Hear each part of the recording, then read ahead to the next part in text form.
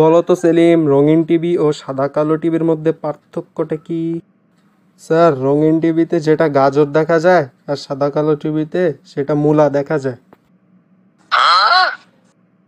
আচ্ছা বলো, পদার্থ কাকে বলে? জানি না স্যার।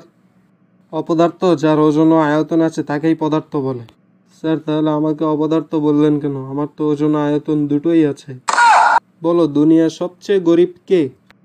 স্যার, নিশ্চিত করে কইতে পারি না, তবে তাহলে অনিশ্চিতটাই বলো।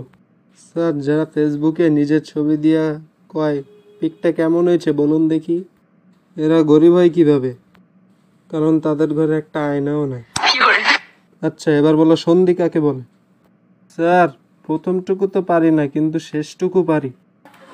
মানে? আচ্ছা বলো, শেষটুকুই বলো দেখি।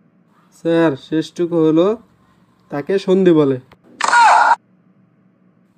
আচ্ছা বলো তো বাচ্চু, ছেলেটি গাছ থেকে পড়ে গিয়ে পা ভেঙে গিয়েছে, এখানে গাছ কোন পদ? বিপদ স্যার।